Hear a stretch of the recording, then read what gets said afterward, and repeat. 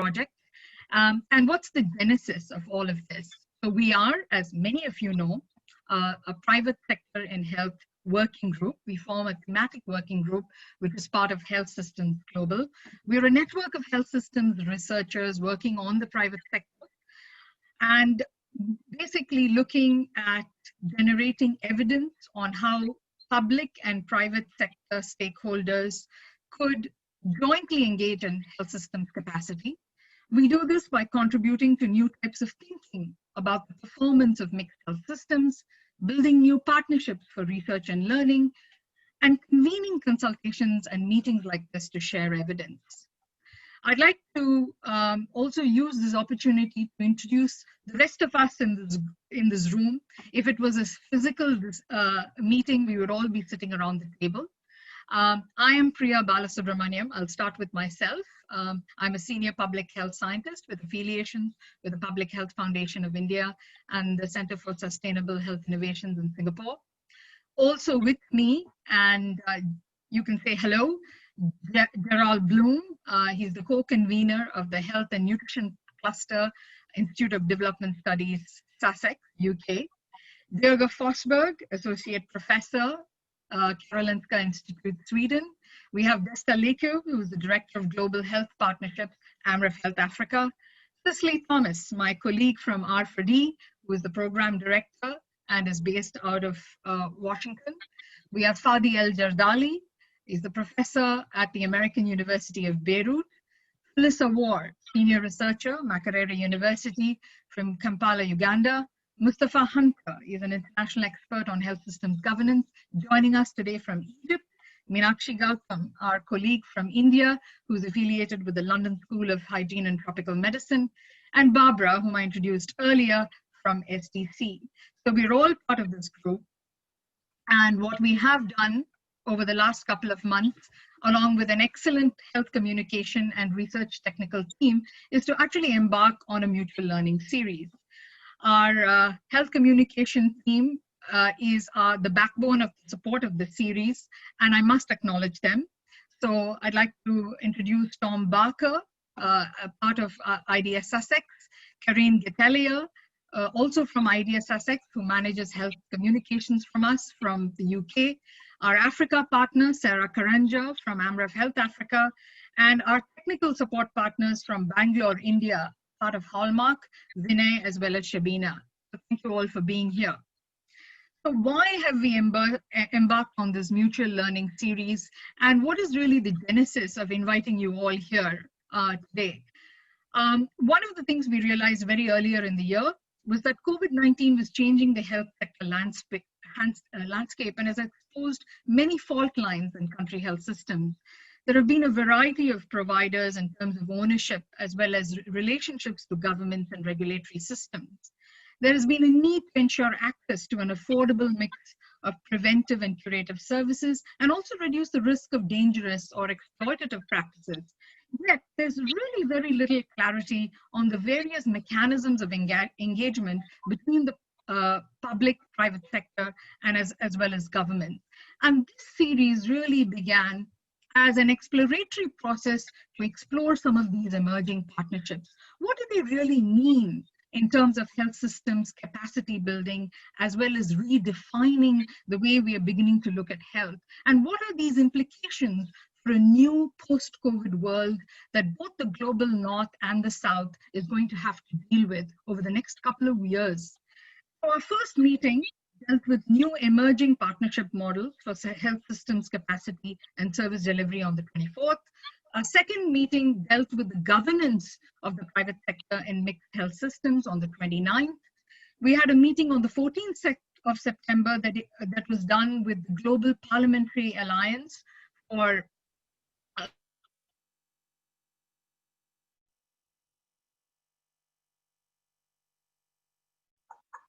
with parliamentarians on mixed health systems. And finally, this meeting today, which is on the role of evidence in engaging public and private sector stakeholders. The objective of this meeting was essentially to generate fresh ideas on how private sector delivery, service delivery and access can actually engage researchers to partner more effectively both with governments and public health mechanisms across populations. An outcome that we were seeking to create or are seeking to create is really a collaborative platform for shared value creation and alignment through both evidence and opportunity between non-state actors and the government to jointly identify health priorities and interventions to strengthen country health systems. So how did we go about doing this? We actually convened over 100 participants from Asia, Africa, North America, the Eastern Mediterranean region, and Europe. And these participants were stakeholders across a range of sectors. They included the private sector, governments, and multilateral agencies, funders, as well as researchers. Diversity of private sector was especially represented through senior CEOs and management from the industry that represented service delivery, access, supply chain, medical devices, products, pharmaceutical companies, hospital associations, and industry bodies. The government stakeholders ranged from state and national level implementers, as well as parliamentarians and bilateral and multilateral UN agencies like UNICEF and WHO. We had a range of speakers who all came together to discuss new and emerging partnerships as a result of COVID-19 and what this would imply or implicate for redesigning health systems and capacity in the next few years and in a post-COVID world, and what would this really mean in us to better understand those mechanisms of engagement. I'm going to share very briefly the findings from some of these meetings from June through September on new partnership models for health services and technology. Many of these findings were already shared with you on the engagement note that we shared earlier, but I will briefly reprise them for the continuity of discussion today. So one of the key things that we took away from our meeting was that the strategies for making rapid progress towards universal health coverage need to make use of all contributors to the health system. And this would involve a range of things. It would involve change and experimentation, where non-state actors have complemented public sector response to COVID-19 across many aspects of the country health system, from supply chain, service delivery, products, and diagnostic services. Disruption, interestingly, has allowed governments to experiment with change without really knowing what the outcomes could be. And this experimentation has also allowed for innovation in medical technologies, treatment modalities, as well as diagnostic services in the private sector to supplement some of that change, because many of the bureaucratic barriers to innovation have either been removed by the government or has enabled these companies to innovate simply because they were working in a crisis mode. And I think that was one of the key learnings that came out of this. Innovation has played a huge role in defining health systems capacity, where digital technologies have especially demonstrated their potential to leapfrog health systems fault lines. Interoperability for data, for example, where the private sector is able to share data quite cheaply and inexpensively with government stakeholders. Scaling of pilots. Many governments said that they were beyond pilots and prototypes. And one of the things that came out of the meeting was that for digital technologies or innovations be championed at a local level, barriers need to be addressed. And this includes changes to regulatory and health information systems and new approaches negotiating some of those partnerships. Government leadership was touted as more important than ever before, and that governments needed to clearly define their priorities as well as make appropriate regulations and build capacity to effectively manage some of these new partnerships with the private sector and non-state actors, which includes managing contracts as well as defining partnership models, accountability and trust. In the absence of oversight frameworks, both public and the private sector will not perform well in meeting population needs. And to mitigate risks, some companies would have to simply need to change the way they behave or practice to align themselves more cogently with universal health coverage. And there is also the emerging role for not-for-profit organizations in being a bridge or an intermediary between government for building trust between for-profit private sector as well as social enterprises. And finally, the need for enabling legislation. Appropriate laws need to encourage innovation, but also discourage dangerous practices. And regulatory cholesterol can often slow down innovation. Therefore, there is a need for more intuitive regulatory mechanisms that are not overly prescriptive, but also aid innovation. And in all this, there was one unilateral need that was stated, which was the role of evidence to better understand how these new networks were developing and how some of these partnerships could be better understood and engaged. So researchers could play an objective role in engaging stakeholders and shaping the way in which multiple stakeholders within public and private sectors could work with one another.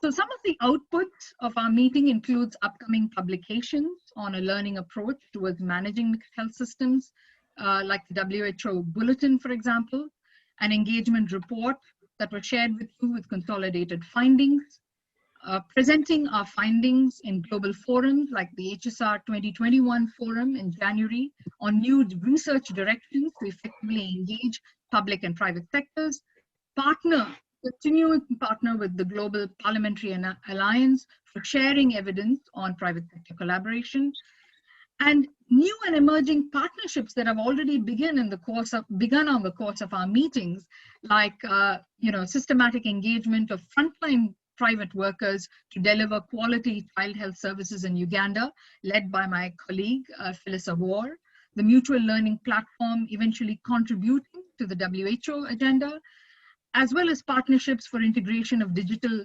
technologies with primary healthcare centers in India.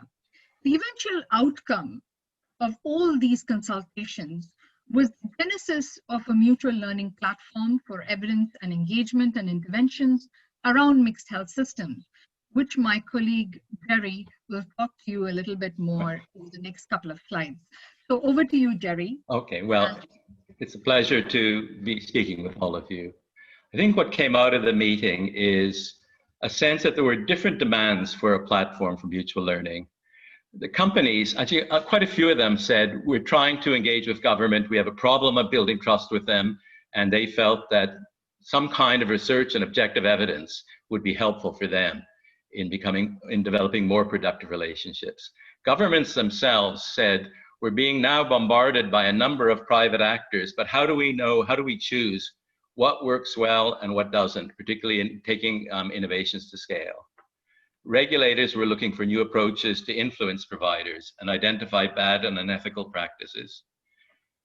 Governments and tech innovators who also participated asked for studies that identified ways of integrating new approaches at scale, that there was a tiredness of a lot of proof of concept studies and a need to say, well, okay, but how do we integrate them into services to make a difference? We spoke to elected representatives, and from their point of view, they asked quite strongly for evidence that could inform their work on drafting legislation and holding health services to account. And we had discussions both with WHO and UNICEF, and they both identified the importance of research in this context of rapidly changing relationships between governments and private companies. I don't know, Priya, you're going to have to take it to the next slide.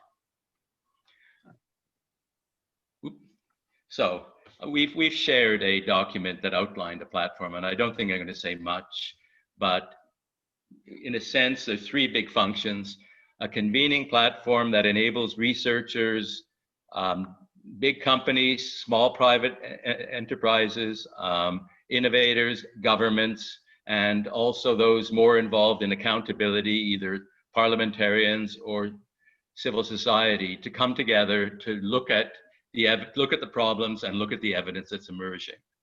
The partners in this platform are all undertaking research, and so a second is to find a place to bring research evidence to all these different stakeholders. And finally, a place where through networking, intervention driven partnerships could be established between researchers and private actors and governments to test new approaches and bring back the evidence to the platform. Now to the next. So as Priya said, in another world, and hopefully it will come back, we would all be sitting around a table and having a lively conversation.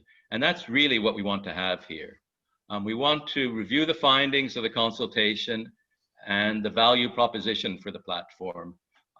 Is there really a need? Is it clear what the need is? And so the first session will look at that.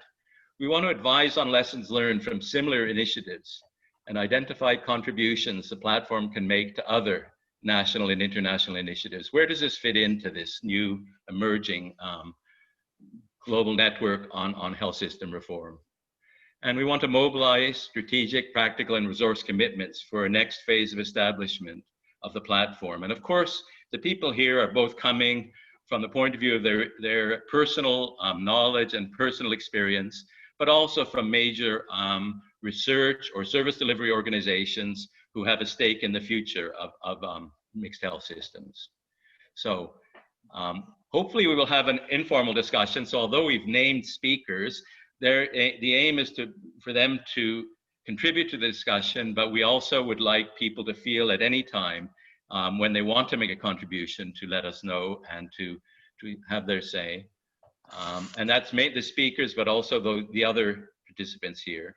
The first session, we will look at the value proposition, new approaches for researching mixed health systems. Then we will move more to the question of how do we make a platform work well? What are the lessons from the experience of your institutions and other institutions? And how do we build on the strengths of the associated institutions? And finally, how do we think of next steps and ways forward? So on that note, I'll pass back to Priya and we can get on with the discussion. Thank you so much, Jerry. At this point, I'd like to hand over the baton to my colleague, Mustafa Hunter, who will be taking on the first part of the session. Over to you, Mustafa. Okay. Thank you, Priya, and thank you, everyone. I'm really happy to be in this discussion and to initiate this first discussion with Birger and Gina. Unfortunately, Fadi will not be there with us, but he kindly could take a bit of a time to send us a video with his input. So I think we should start first by hearing what he has to say, and then we move forward. So can we play the video, please? Good afternoon. Apologies that I was not able to be live in this session tomorrow due to time conflict with another meeting related to the Health System Global Research Symposium 2020. I believe that the platform for mutual learning, research, and engagement of mixed health system will serve as a much needed platform for catalyzing, creating, synthesizing, developing, and disseminating evidence and rapid learning on models and good practices of public-private partnership. Now, if you go to the Eastern Mediterranean region, particularly in most Arab countries, they have been increasingly dependent on the non-state actors, particularly the private sector, for provision of health services.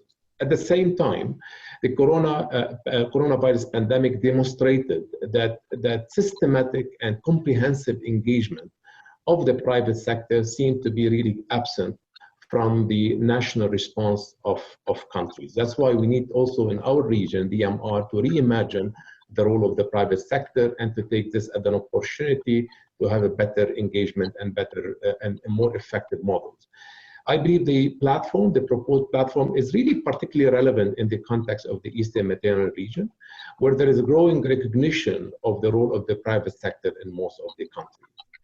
This being said, the private sector in our region has little public policy direction and is really disconnected from the broader government health and social policy planning in many of the countries in the AMR. Government has tended to in fact, view the private sector as a single entity, but sometimes with certain mistrust. So this makes them a little bit an untapped potential or resource for the achievement of universal healthcare coverage. I think that the proposed platform can serve as a critical medium to engage, interact, and promote learning and exchange of data, of knowledge, of best practices, and of tools and resources. COVID-19 helped us realize that there is a need for trustworthy source of evidence at the time of crisis. And that's why we've actually created the K2P COVID-19 Rapid Response Series, where we actually publish and we put evidence in the hands of policymakers.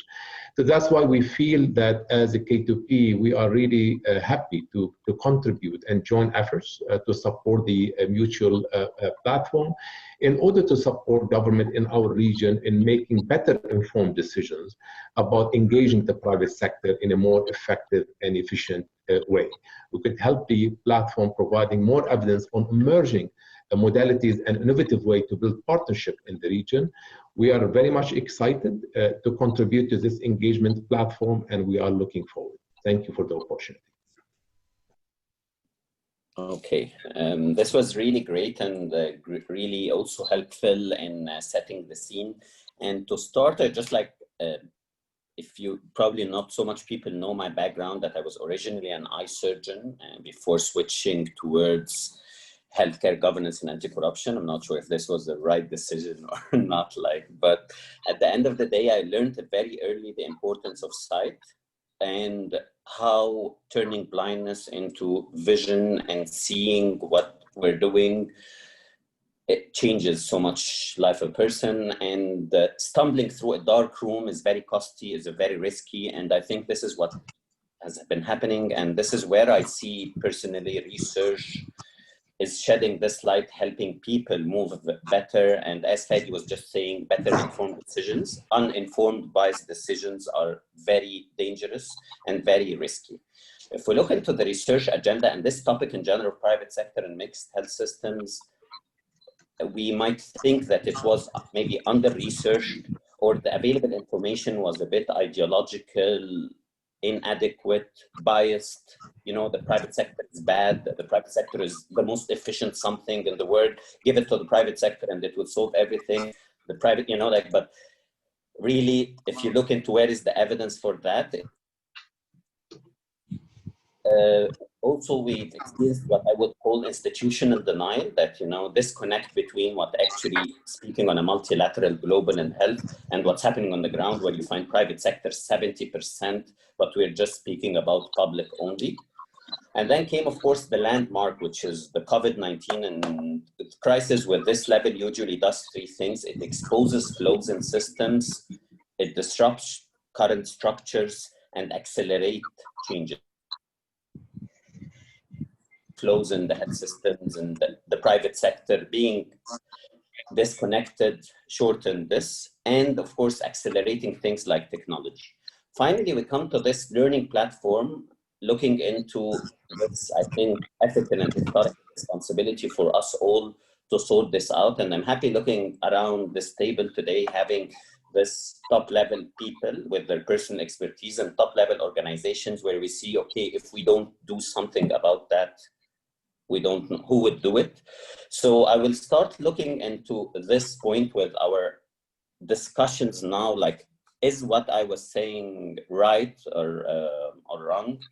And if it's right, what was this reinforced by the whole inputs that Priya was showing us, that over this mutual platform now, we've been running for several months now, gathering all this information, was this reinforcing loop to this direction, or actually, no, we don't need it, let's step out of that?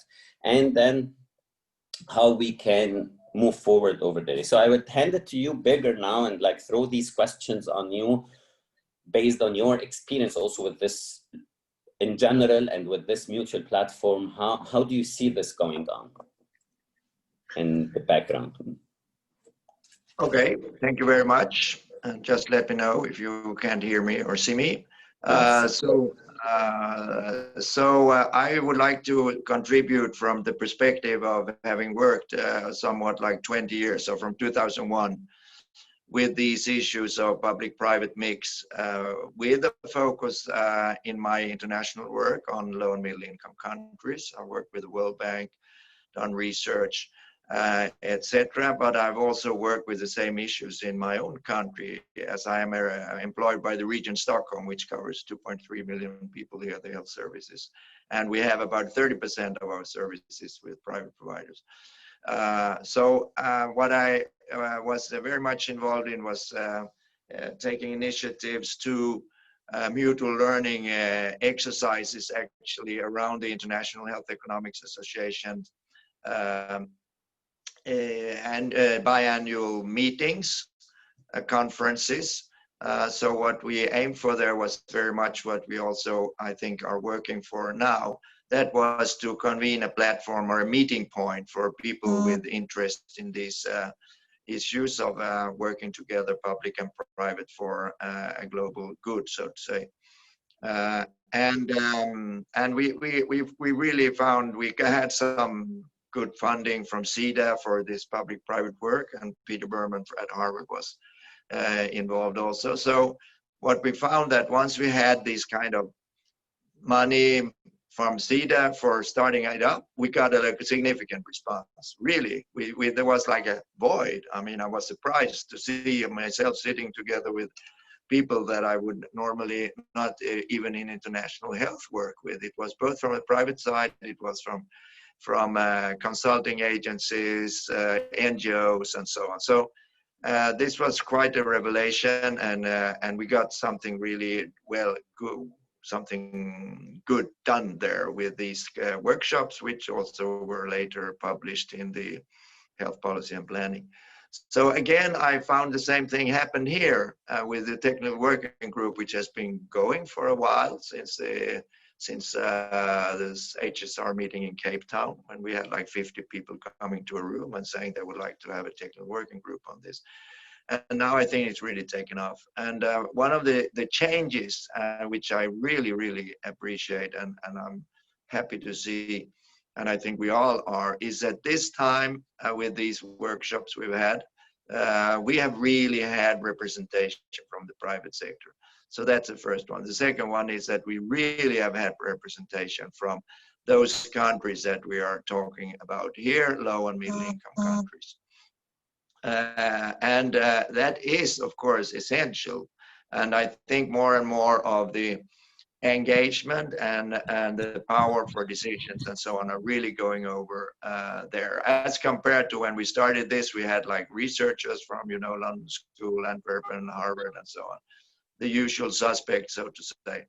So this is something I think this platform could really continue to support and also to benefit from. So that's the first point. The second point is that this Corona outbreak has really also, as we have said, accelerated the interest. We've seen that public and private sectors have put their things aside and all focused on combating this pandemic. So this is a second momentum that has been gained lately that I think we should try to, we should benefit from. We should not drop it. We should build on it now. So this is the right time really to continue and to build this platform for mutual learning. I'll stop there. Thank you. Okay, perfect. Thank you so much, Birger. So I would cluster this around very important point that you've said, which is the return on investment on putting into these things. So the way you expressed it with your experience is that once these minimal resources have came, it opened a massive size of the investment in these platforms, and these things prove to bring people. Second, which is a very important point that you were saying, that you're finally sitting and speaking with the private sector, not about the private sector, that sometimes like having them there, and about within the countries where you're speaking about, and then bridging this gap instead of we speaking about the private sector in some countries, we're speaking with private sector is another very strong value proposition. And of course the momentum, and we cannot afford interrupting in a momentum when everything is so moving so fast now, especially with technology and with the private sector growing. So we need to be up to speed. And finally, you said that the right time is now things. So thank you for this. And then I would move it to Gina now. Like I think you have so much experience in health markets and how they see first research in general and such platforms in helping these markets function better, because at the end of the day, the stakeholder at the end of the day is better functioning systems to serve citizens and patients and populations. How evidence plays this role and how such platforms can help in advancing health markets to be better. Great. Well, thank you so much, Mustafa. And let me first just say how much a pleasure it is to be here this morning for me, this afternoon and evening for others. It's great to see lots of old friends. And I'm very excited about this proposal that you have all put together for mutual learning for the platform, and thought that the key learnings that you put out are just spot on. So really, really great work to date. I'm coming to this question from the vantage point of someone who spent the first decade of my career actually working in the health system here in the US, in the public sector and the private sector, and developing a number of public purchasing programs and literally engaging in platforms with the private sector and trying to get us all to come to agreement. So I have that background, and then having over the last decade or 15 years developed a couple of other learning platforms such as the Joint Learning Network for Universal Health Coverage and the Center for Health Market Innovations. So this is exciting to me. I think it's a long time coming. A couple of thoughts I had. I think it's important just to think about the kind of research and learning that we would want to be doing. And I think I'm underscoring the points made by Priya and Jerry earlier, and also now by Birger and Mustafa, that this really, I think this platform really, really needs to focus on the questions of how. Many of us have been involved, for a number of years, as Birger mentioned, in a lot of analysis of the private sector in terms of how big it is, how high quality or not high quality it is, all the different types of private sector providers that are out there. And we've also looked at a lot of potential policy solutions as well, ranging from strategic purchasing to better types of accreditation and regulation, to better forms of organization of private, fragmented providers so that they can actually work together on quality and things like that. We've done a lot of that work, but the big question is the how. How do we get there? And I'm hearing that in the meetings leading up to this, we were hearing quite a demand from many national governments to really think about that how. So I think we need to really focus in on that question. And I think a couple of how questions, and it would be interesting to have a discussion here today to think about what are the types of how questions we ought to be focused on. One, I think, that was underscored by a few points made by you, Mustafa, and also by Fadi in his video, are just how do you have a successful public-private engagement process when right now in many countries the two sectors are quite disconnected. We know that there's a big barrier to implementing these technical solutions, but there's not really a good forum for those different sectors to come together and a really good process of engagement. And I think, these kinds of engagement processes, first it requires motivation on both parties to actually get together. What motivates them? I think we're seeing right now in COVID that there's a motivation in countries around the world to actually come together and talk because there's a crisis and there's a need to figure out how to disseminate protocols and figure out how to protect health workers and all of that. So there's a huge motivation right now for engagement. We need to be harnessing that. I found in my own experience that money was a huge motivator. The minute the government said, we're going to buy something from the private sector, suddenly all the private sector folks came to the table and there was an opportunity for discussion, which sometimes went beyond money. And we actually started to talk about quality and access and all those other important things. So motivation, what kinds of forums and processes really work to get true engagement and build trust and mutual understanding.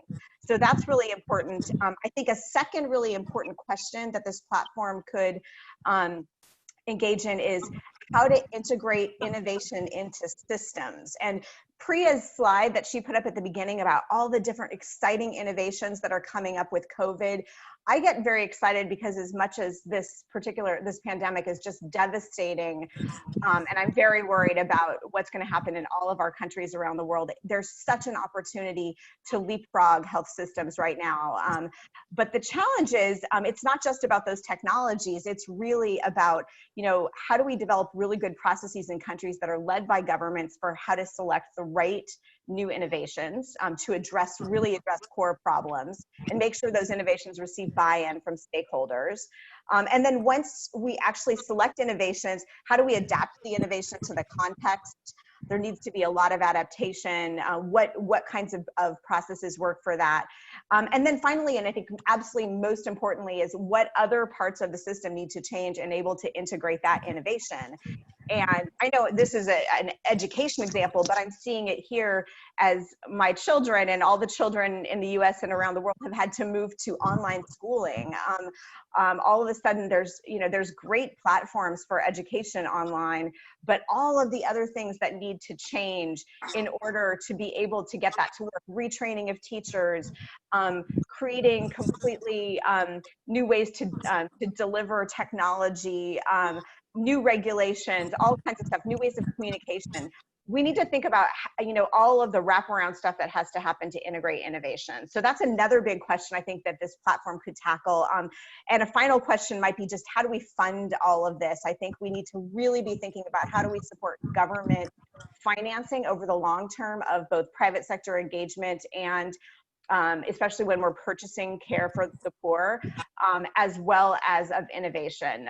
We've spent a lot of time in the last few years, last couple decades on private capital and how to encourage private capital to flow to private health sector, which is important, but I think we've neglected the public financing element and the sustainable element. So that would be another how question.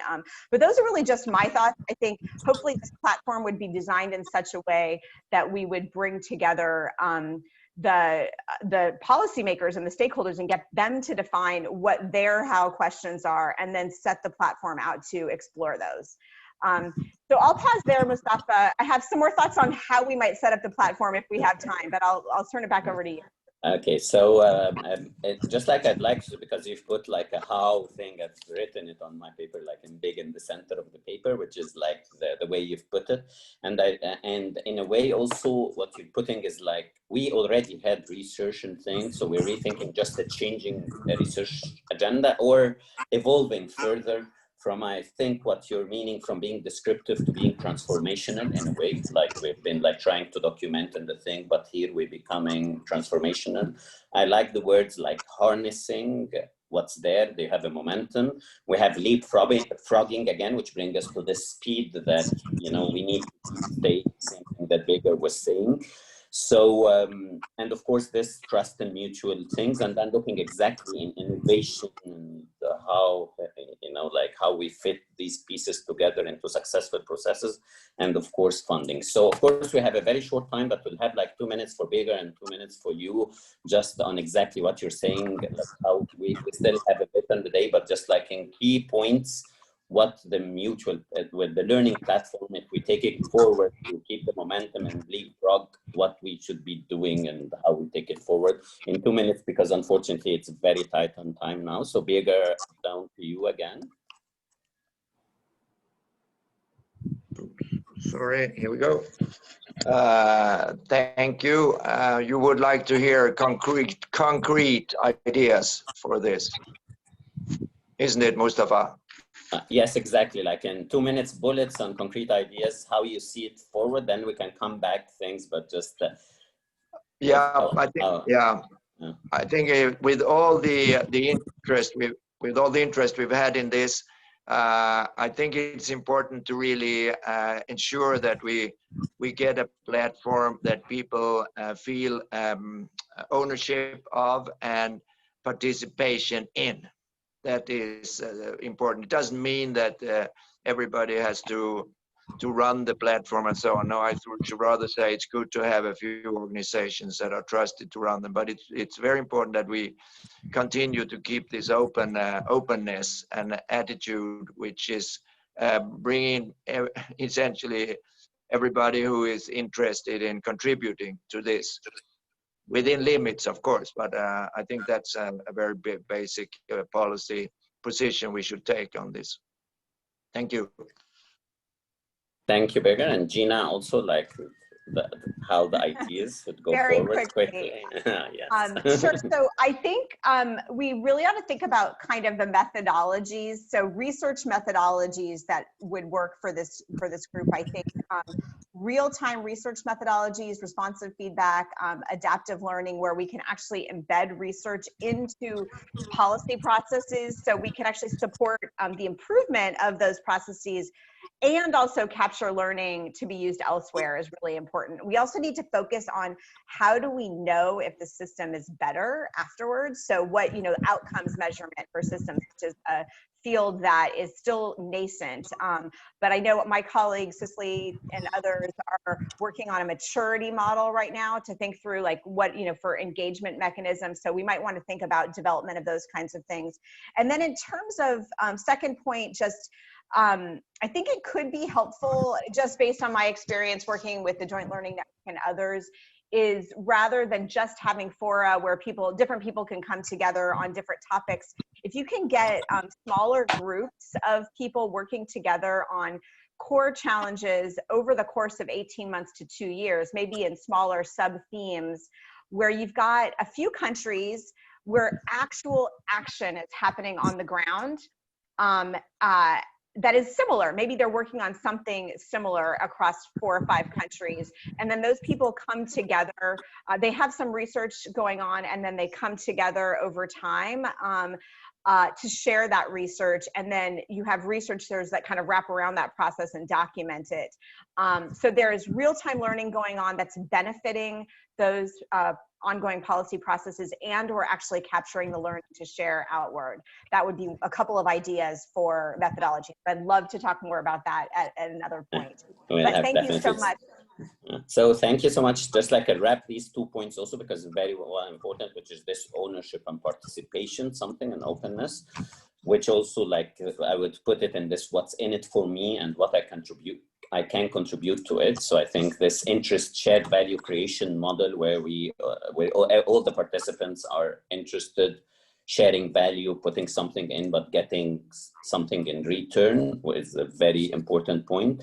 And the second thing is the methodology, where I would put then Gina's word as this dynamism and responsiveness. Otherwise, it would be disconnected from the reality and what's happening, and making it active and focused. So this real-time modeling, maturity modeling, engagement, I really like the idea of this smaller focused group instead of turning into something big. We know all that there are so many networks, and we participated in them, and we ourselves lost interest and we stepped out of them because of these formulas. So I think like I can just like have this momentum and then hand it to Jerry. I'd really like to thank you both, Gina and Birger, for that, and Peddy is not with us, but his input started that, and then hand it back to Priya and Jerry to take the other session with different questions. Thank you.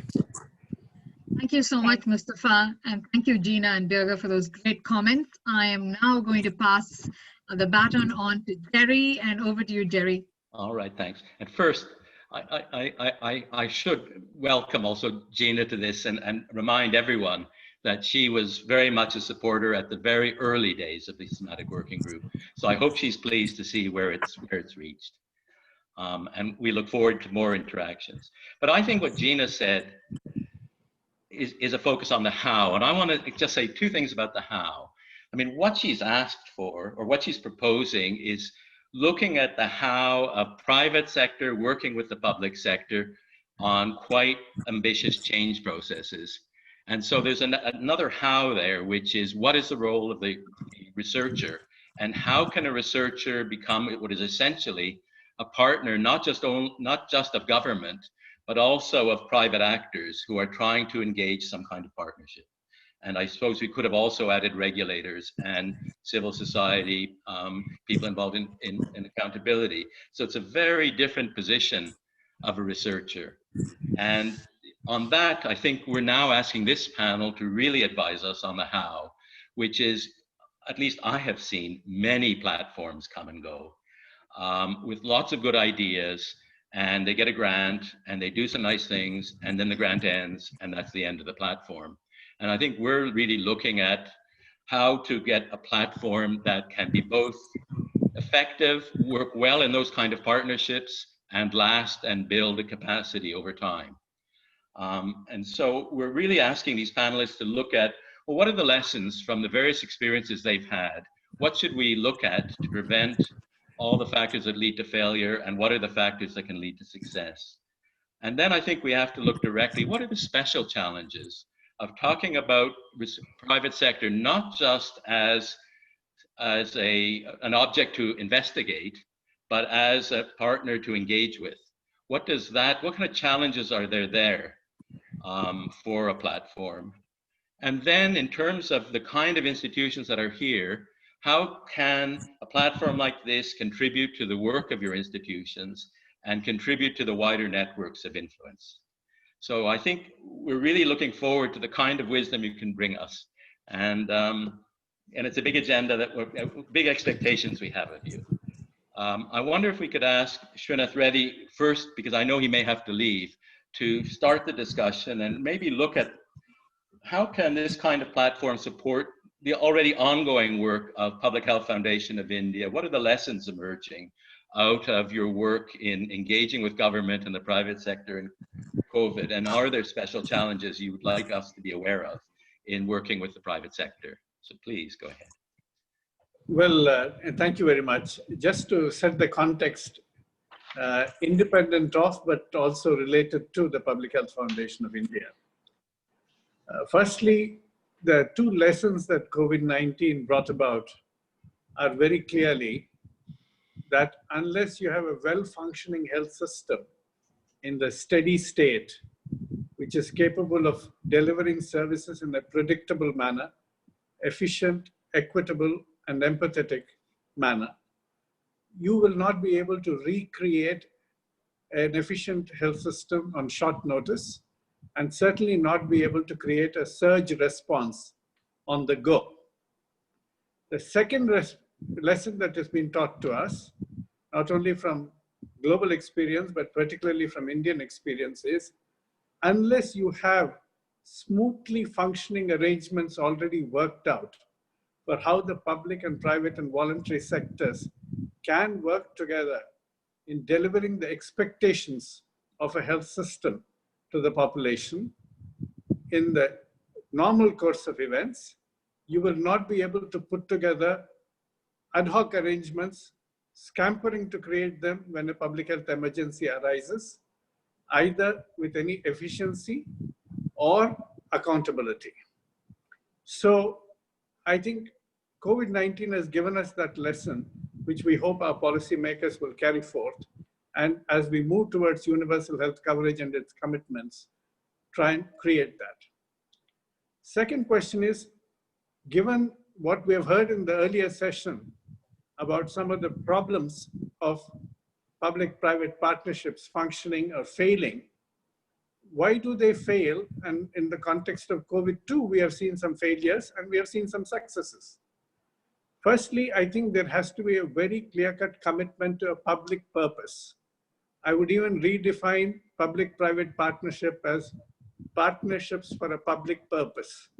If both the public sector and the private sector subscribe to that public purpose with clearly defined deliverables as well as accountability mechanisms, then the likelihood of failure is likely to be much less, and even the mistrust element can be minimized. But I believe it's absolutely important also that the public sector has to have a sufficient strength within it, both for delivery capacity as well as for negotiating and regulatory capacities. Without that, you're not going to find these arrangements working very smoothly. I certainly would agree that a lot more trust is required, but vulnerability of the private sector to the negotiating process will come in if you're unable to have a reasonable strength within the public sector to set the quality and cost standards, or at least negotiate from that point of view of strength. And particularly when we are looking at primary and secondary care, which are absolutely pivotal for universal health coverage, we find that the private sector's own presence is patchy and not necessarily predictable in terms of availability or affordability. And there, the public sector has to be strong and has to engage the private sector as per need, definitely, and availability. And tertiary care is where the private sector finds great advantage in terms of its own economic dividends and therefore its own presence. But even that has to be brought into the broader fabric of a unified health system in which you have at each level of care, primary, secondary, and tertiary, you have networks of all available, interested, and capable public and private providers accredited into a network. And each level at primary, secondary, and tertiary care, you need those networks, and you need linkages vertically between those networks. And ultimately, if you have to have this collective deliver universal health coverage in a well-planned manner. And therefore, we find even in our own country, states which have invested quite strongly in primary health care and secondary health care, like Kerala and Tamil Nadu, able to set their terms and make the best use of the private sector availability, both in the steady state and in emergency conditions. If the public sector is extremely weak, its own ability to negotiate, to regulate is going to be very limited. So that is going to be an important element as well, along with the horizontal integration as well as the vertical integration of the various healthcare facilities that we have. And there has to be certainly a higher level of public financing available, which is going to be required for this as we move towards universal health coverage. And I believe even for strategic purchasing, this is going to be an important element, because if you have an extremely weak public sector, then you're not going to have a level playing field, particularly when it comes to secondary and tertiary care. And how is a weak public sector going to compete with the private sector, which can actually mobilize public financing from private financing from multiple sources, including global investors? So you do need a greater degree of public financing in order to strengthen the public system so that it can actually engage meaningfully the private sector in a fairly equal partnership. And that's going to be a critical element as well. So I believe it is very important for us to recognize that within the Indian context itself, as we have dealt on behalf of the Public Health Foundation of India with various state governments, we are emphasizing the strengthening of the public sector while encouraging them also to engage the private sector as much as possible as per need with carefully constructed contracts and appropriately managed contracts as well. One of the greatest weaknesses in the past has been the inability of the public sector in order to craft and manage contracts. So that element also has to be removed. We recognize, of course, that the private sector exists in multiple forms and it is very fragmented and heterogeneous in its composition. And also, we recognize that particularly in primary and secondary care, the presence of the organized sector is rather limited. But we also recognize that the private sector exists as providers, whether as healthcare providers or testing laboratories. It exists as insurers. It exists as producers of equipment and drugs.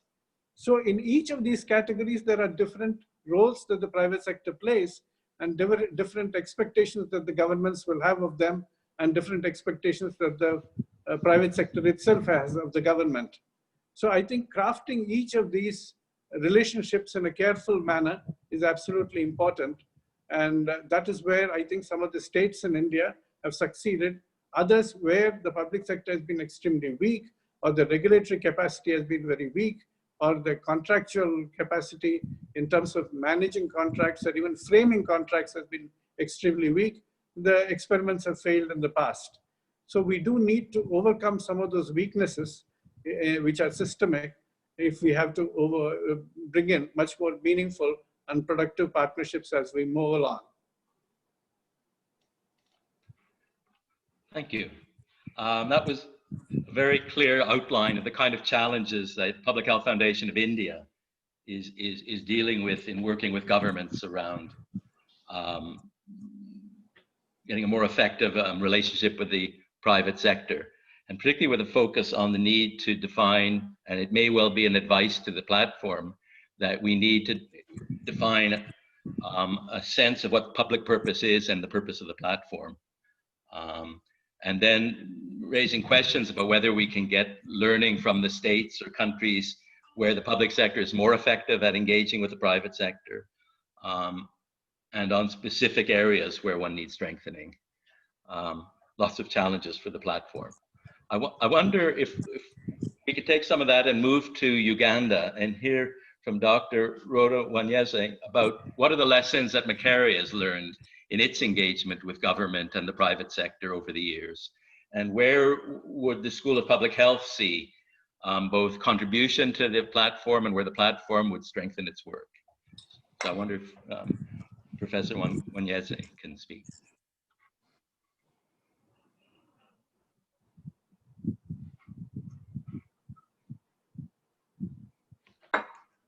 Is Professor Wanyeze still there? Hello, hello. Great. Can you? Okay, yes, sorry. Perfect now, perfect. So yeah, this is exciting, and I appreciate the opportunity to listen in to all of you and to also contribute to this exciting platform. I hope you don't mind if I turn off my video. The internet is quite unstable. Sure. Yeah, thank you. So first, I'll speak from my engagement with the COVID response, since this is framed around the partnership within the COVID response, and then I'll also touch on our experiences with partnerships with government and the private sector. So first I would like to say that for me, as a member of the scientific group for COVID advising the government of Uganda, it's been really exciting seeing the overwhelming response from the private sector with the formation of the corporate COVID-19 support group, as they call themselves, and stepping in to raise funding and also in-kind support for communication, as well as platforms for the call-in center, and also repurposing the manufacturing to provide PPEs and several other supplies that we needed. So it's really been great. We've had always a policy on the PPP, but it hasn't worked as well as we see for COVID.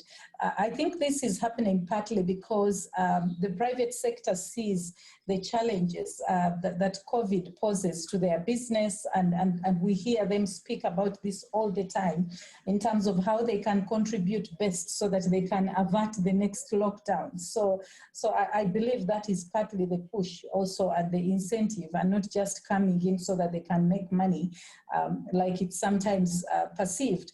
But I also see a lot of gaps in terms of the private health providers participating, whether it's in diagnostics or being able to provide the much needed care capacity. And that's partly because they also have a lot of challenges and capacity gaps to be able to ably contribute to the response. And therein also lies some of the questions that we might want to look into in terms of what can they contribute and how prepared are they to actually make this contribution, because for the partnership to work well, there has to be that mutual benefit, and as they come on board, they should also be facilitated and capacitated to be able to make that contribution. And then in terms of research, the role of research is one of the questions that was posed to me, is really that it's not questionable what the role of research is in terms of moving UHC or these partnerships forward.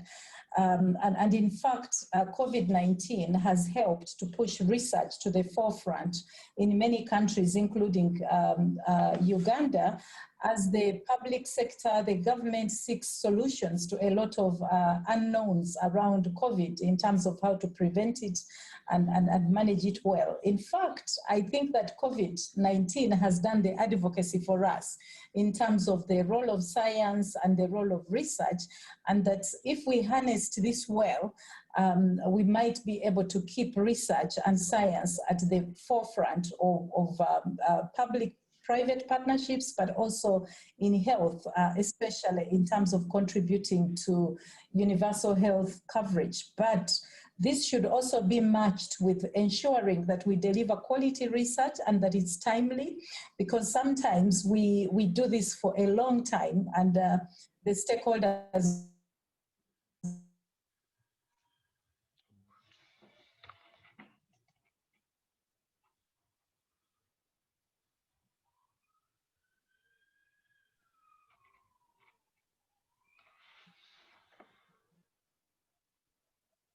Kelly, I think we may have some technical problem with Dr. Wanyente. Hello? Hello? Yes, we can hear you. You're back. We can hear Good. You. You're back. Thank you. Oh, I'm so sorry. I don't know when I lost you. Maybe the last 30 seconds. Okay, so I was moving on to some of the questions that we need to think through as we plan for the network. And one of the key ones for me is whose agenda is it that we are going to address with the research, and what agenda, so we need to be clear that we understand the agenda, the priorities for the partnerships, for the public and private sectors, and that we are able to clearly outline this so that we are responsive to their needs, and that the network is then relevant. And the needs are rapidly evolving, especially right now in the COVID pandemic, but certainly also thinking far up front for the post-COVID era. What are their interests, what are the priorities, and how can we align with this as we do the research? That perhaps the beginning point might be even understanding how the partnerships have worked within COVID and what lessons we might learn from this in terms of what worked and what has not worked, and how we can build on this to sustain these partnerships. And then the other issue I wanted to mention is that quite often when we are developing the research agenda, we do some quick consultations and then we move forward with what we think is really relevant. But how well are the stakeholders aligned to some of the future needs as we perceive them in terms of universal health coverage? That might be an area that we look into. And then certainly also some of the key issues for the network also is to think through who will fund this research, who will conduct the research, and what model are we going to use for this platform. There are platforms, for example, that are formed around seeking grants and conducting research, and then once the grants are over, the networks also fold. So will it be that kind of model? Will it be a model that integrates with and works with the local research institutions within the regions where the network will be serving, so that there is integration of some of the critical questions within the research agenda of the institutions? That sometimes comes with a lot of advantages in terms of sustainability, but also in terms of exploring alternative funding opportunities within the public as well as the private sector. So I think that is really what we're thinking about in terms of sustainability. And then building on some of our experiences, we have had a very wide network within Uganda of non-public facilities that we've worked with, institutions, but we've also worked for a very long time, for decades, very closely with the public sector. And I would say that this has been a really fruitful partnerships. We've also built on this partnership and expanded into a network with universities within Sub-Saharan Africa. And I'm currently myself leading work in several countries. One of these is working with ministries of health in 8 countries. And within each country, we have the local university doing the direct engagement with the ministries of health. And what we've learned from this is the alignment with the ministries, with the government, as well as the non-government sectors. Priorities is really important, but the issues around trust and very good relationships with them, ongoing engagements and participation in the technical working groups, if it's the public sector, like the ministry, so that we understand their needs, which are always rapidly evolving, because sometimes we think we do, but then after some time the needs change. And then also ensuring the local touch, which in our experience we do by working directly with institutions within each country. And then how we also package and share the evidence. So I will say that in conclusion, the platform is really timely and will add value. But we need to ensure that it addresses the most pressing and urgent needs of the stakeholders of the platform in shaping the agenda for UHC. But we also need to learn in terms of how the platform in itself is going to work. How does the platform in itself grow? Because this is also a partnership in itself. And sometimes they also suffer the same challenges as the private-public partnerships, and they don't last, especially if, you know, the openness, transparency, and ownership and how it works does not necessarily serve the interests of the partners.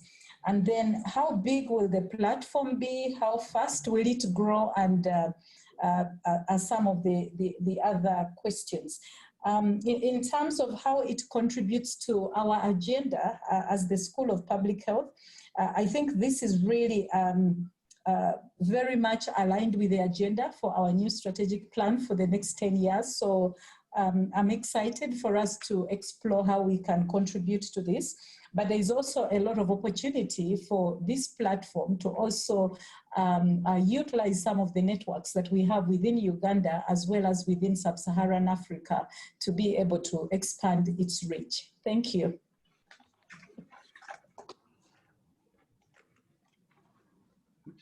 Thank you very much for an excellent presentation. I won't try to summarize it, but I think you brought up one very central issue, which is how do we think about a platform that both brings together people from many countries and many regions, yet enables people in single countries to move forward with their work and with their work with governments and private sector? How do we get both that autonomy and a platform where we can have exchanges? And it would be good to hear other thoughts from India, but I think the next place we will maybe get some feedback from is from AMREF. And I wanted to say first that AMREF Health Africa and Destalakio, who couldn't be here today, have been a driving force behind a lot of this work. And I personally remember really exciting sessions of the Africa Health Policy Forum in Kigali about a year or two ago, where a lot of some of the key policy issues were raised. And we wanted to ask Dr. Githinji Gitahi, it would be good to get your reflection both on what you've heard, but also what's the added value of a platform like this? What can it bring to AMREF's role as an intermediary between government and the private sector on service delivery? Where could such a platform interact with that? Where does it fit in with something like the Africa Health Policy Forum? And in terms of your role with UHC 2030, where does it fit in with some of these international initiatives that are already underway? So we look forward to your comments on that and maybe some of the issues that that Rhoda just raised about how you have individual country research organizations linking to a broader platform. Thank you, Gary, and thanks to everyone for your comments. And I'm really glad to read the paper. It's very well done. So you guys have done a really good job through the various consultations. Very, very impressive work here. I think there's somebody who talked about, you know, who is the private sector? And I think that's the one bit that always lacks clarity. When you're talking about private sector, are we talking about Susan Stakida? Or are we talking about the nurse who is next to my mother's house, who offers her care every time she has a cough?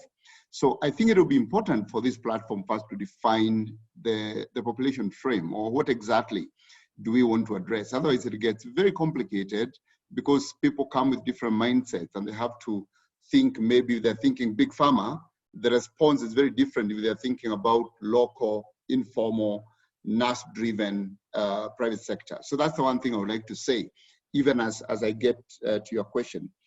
I think what I have seen is, in my engagement with universal health coverage for quite some time, and this question of private sector, I have seen that the question of private sector is actually bigger in countries that haven't achieved universal health coverage, very interestingly.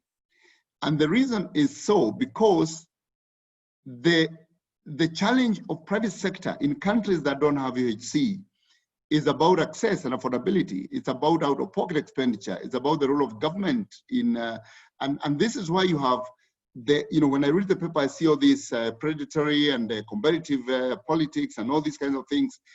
I see the question of mixed health systems a bigger issue in countries that haven't achieved UHC, which would form my first remark. That number one is that universal health coverage, even for this platform, is an enabler of efficient mixed health systems. That's the first thing.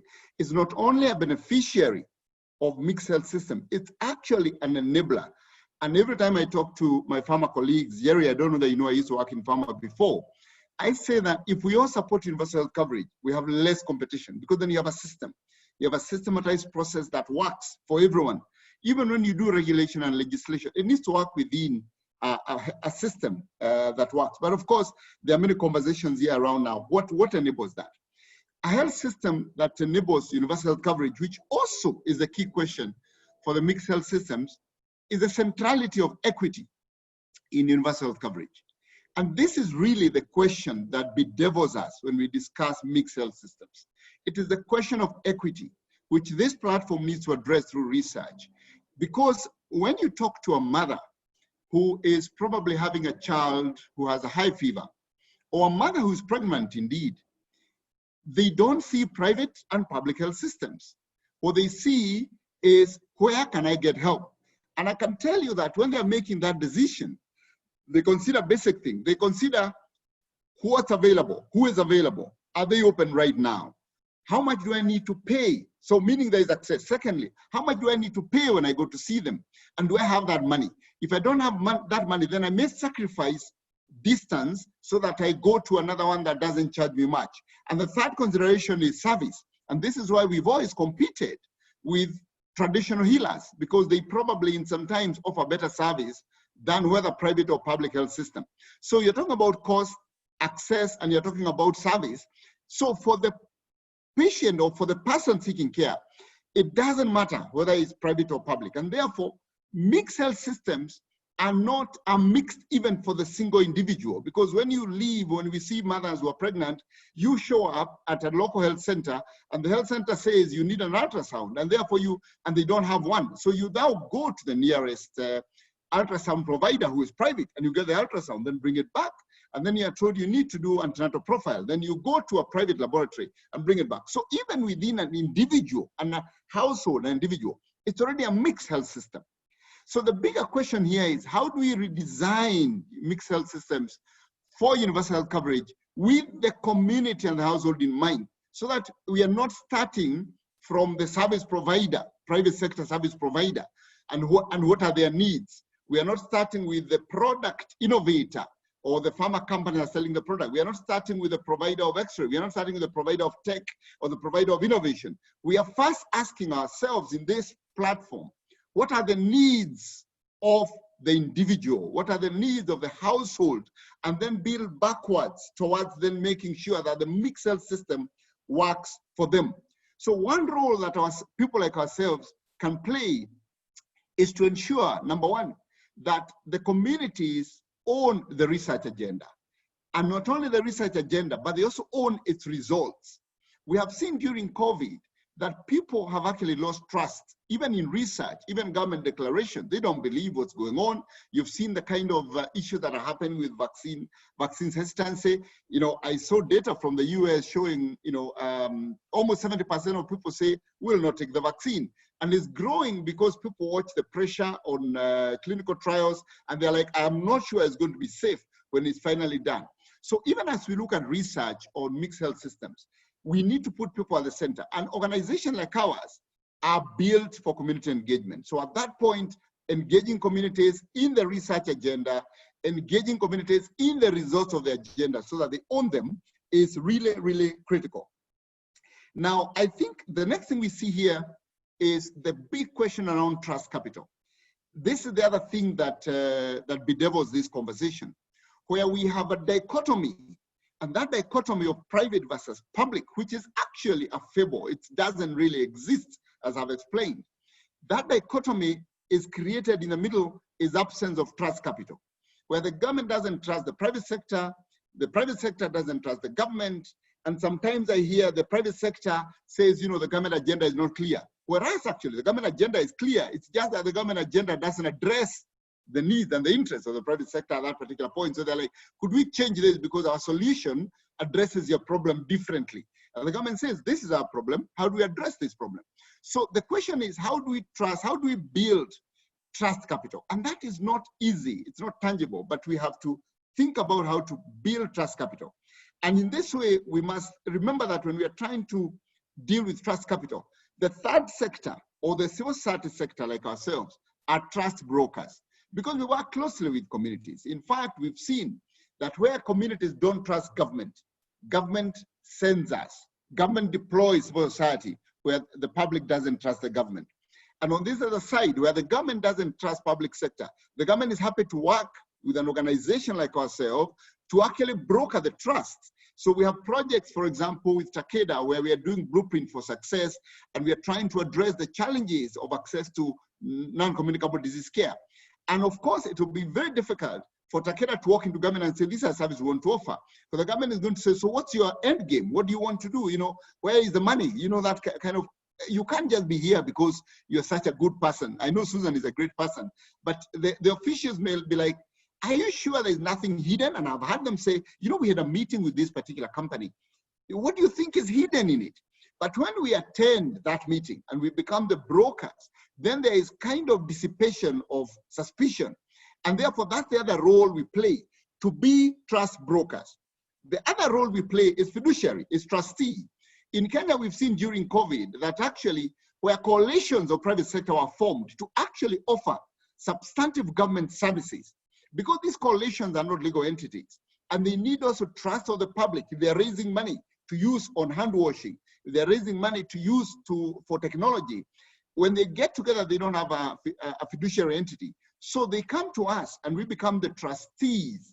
And that role has been played very well in Kenya with the National Business Coalition for Coronavirus, or for COVID, where about 50 or more companies came together and they said, we are going to put our money together, but you'll have AMREF as a fiduciary agency. We'll put the money under AMREF, and we have the systems behind us that actually allow us to look over that money and to ensure there is proper governance, which the public trusts and the government trusts because they know that we are there. And the final point that we play is this role of being a lab, being a laboratory, because the private sector, and this is the challenge I see in this conversation that even when I read the paper and I listen to all the colleagues here, around the issue of pilots and lack of scale. Now, what we've seen is that when pilots are done in isolation by private sector, in isolation from public health system, then their adoption becomes that much harder. And this is not only by organizations, even by individuals who innovate. When an individual innovates a particular mobile phone platform to solve a public health problem, they need to innovate it in an ecosystem that allows them access to the public health system. And that ecosystem is provided by people like ourselves. We have a program we call, for example, Innovators in Residence, where we bring innovators or we bring innovation and we put it in a lab, and then over time it's acceptable and then can be taken up very, very slowly. The last one is policy navigation. And this is what we are doing with R4D on strategic purchasing, for example. That when we work with R4D, we are able as an organization to walk into the National Health Insurance Fund, to the Minister's office and say, we need to change the way we are purchasing healthcare. And then we have technical capacity on the side by R4D, which would be very difficult for R4D to walk directly into government, but we're able to do that together and therefore broker the policy negotiations that allow effective mixed health systems. Now, in terms of how you work with platforms like UHC 2030 and Africa Policy Forum, the warning shot I would like to leave here is that this platform must avoid duplication. We have had major challenges in UHC 2030 itself, where we are talking about universal health coverage, and then we are told, oh, but there is also, joint learning network. What's the difference between you and joint learning network? What's the difference between you and PMNCH? What's the difference between you and P4C?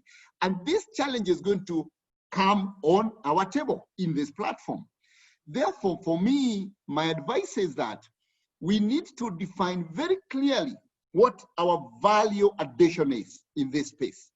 Once we define clearly what our value addition is, we then use the existing platforms and leverage on their value addition to achieve our objective. So we must not, we must say, for example, our value addition is research, for example. Then let us use organizations like AMREF, organizations like UHC 2030 to convene. We don't have to be the conveners. Let us not recreate a secretariat. You can actually have a secretariat embedded in an organization that's existing. So for me, the thing is, as we engage with UHC 2030, Africa Forum Policy, let us avoid duplicating, but that can only happen if we identify what our clear value proposition is and avoid doing anything anyone else is doing, and let us create partnerships for leveraging on them for our value creation. Thank you. Thank you. Excellent provocation for us. But Gathinja, one question I would want to ask you is, Gina laid out the question about the how with trust, with brokering, etc., and you've been doing it. And I guess the question is, to what extent would it make sense for a platform like this or the organization like this to actually look at the factors that have, in an objective way, what you've been doing in terms of solving this problem about, the key issues of trust brokering, brokering relations between government and the private sector, between local communities and government. It sounds like you're experimenting with a lot of the challenges that are being raised.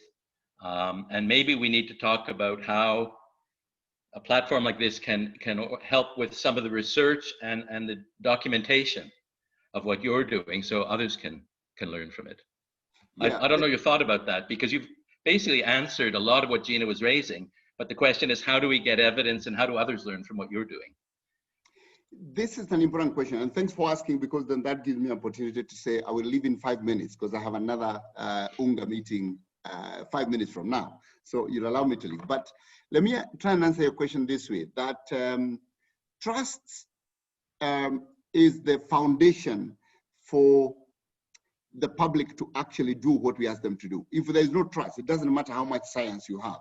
So the challenge we've had is that a lot of the engagements we have not had data that can actually tell you that this is where it started, this is where it moved, and this is what is replicable.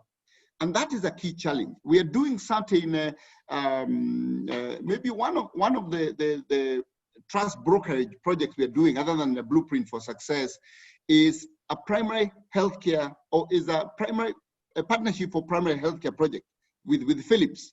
And we are doing this by picking a county in Kenya and then trying to do a public-private partnership, which is signed up with the county government. And there we have taken over some of the facilities to run.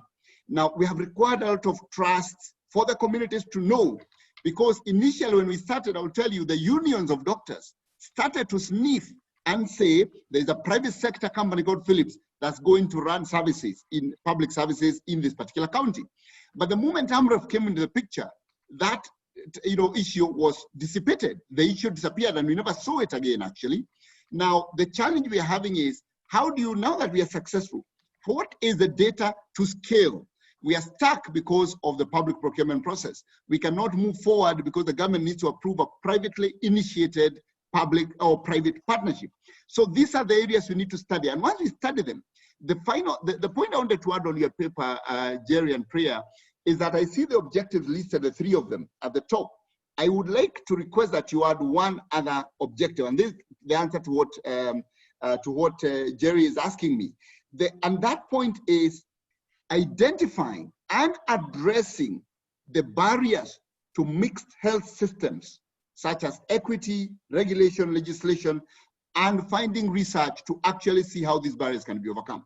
It's not enough for us to contribute, to connect, to create and synthesize. We must also identify the barriers that are not enabling. And most of these barriers are equity driven, by the way. So we must identify them. And they include also trust is one of the barriers, lack of trust capital. We identify them and we study, are there people who manage to overcome these barriers? In Togo government gave private sector to run actually health system. They identified a private company to run public health facilities. How did they do that? How did they overcome the trust barrier? There must have been a conversation in parliament. How did that go? And what convinced parliament to adopt that? How did it, all those things, if we add that final broad objective, it will allow us to research how other countries have actually overcome the barriers, if we can identify them. That's what I would say, because we don't have anything replicable that we do other than the fact that people trust our brand. Well, thank you. That's really helpful. I'm aware that there are 15 minutes left and there's an awful lot of good ideas. So I wonder if we could ask Peter Taylor to give his reflections that have come out of his work with the IDRC think tank network and also the various international programs that combine research and change management that at IDS. So Peter, I wonder if we could have your inputs. Yeah, thanks, Jerry, and thanks, colleagues. It's really great to be part of this conversation.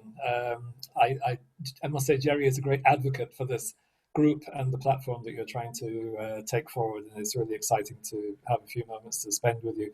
Fascinating discussion. I think this session is interesting because it's looking at different dimensions of how to promote partnership, whether it's on the substance around engagement with the private sector or it's within this platform. So my take on this just now is really just to share a few reflections on ways to help perhaps support the emergence of a platform. And this is really drawing on some experiences prior to coming back to IDS, because I was at the International Development Research Centre, IDRC, in Canada. And for quite a bit of that time, I was managing a program called the Think Tank Initiative. And that was basically a support program to over 50 policy research organizations in Africa, South Asia, and Latin America. So just a few things to note that support was intended to help strengthen organizations through a combination of technical and flexible financial support. And the idea is that they would in turn become sustainable financially while also delivering high quality research and being very effective at policy engagement and communication. So the idea was to have really strong, sustainable organizations in place. And then it was also hoped that other funders would emulate that kind of support and also provide more long-term flexible funding. And in fact, that was actually quite difficult to achieve because I must say, there are not too many funders who take a really long-term view, although IDRC, I think the Hewlett Foundation, SDC are examples of funders who have actually demonstrated that kind of support. And there's no doubt that the support did help many of the organizations become stronger. And actually, quite a few of them are represented through this group, I think, and you might be familiar with their work in the countries and the excellent work that they do. But the Think Tank Initiative didn't seek explicitly to support a network. But the interesting learning was that through progressive moments of peer and experience exchange, which brought these organizations together, a desire grew organically amongst them to collaborate. And they didn't only just collaborate, but they also delivered in very impressive ways. So I'll say the first lesson, just to share with you today, for partnerships is the importance of nourishing and supporting relationship building over time. So we've heard a lot about trust in this conversation. And if the space and the trust and the openness to learn from each other is there, I think it can lead to a more intrinsic motivation for partnership. That's also drawing on the points that Gina and Rhoda mentioned earlier, as opposed to the extrinsic motivation of funding for networking. And I think that's especially important when bringing together unlikely partners, including the private sector. What's the intrinsic motivation that people, it's really driving people to connect and engage? Funding can help to facilitate and resource, but it shouldn't be the driver itself, even though, unfortunately, it often is. But the things which come out of that are often not very sustainable. Then lesson 2 is about finding practical ways to move forward with a collective effort once the desire to partner has been expressed. So the example I'll use is of a network of think tanks, policy research organizations called Southern Voice. And that emerged from the group of think tanks supported by the Think Tank Initiative.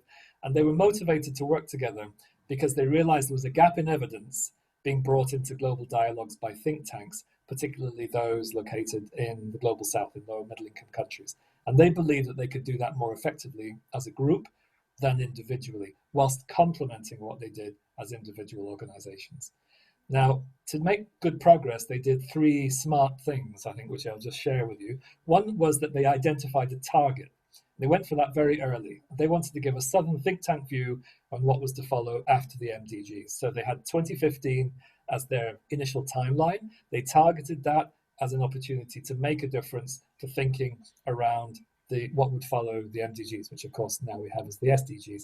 So that was an important thing that they did. And so a question to you all would be, what would be a similar target for this platform, which kind of gives that focus and that impetus?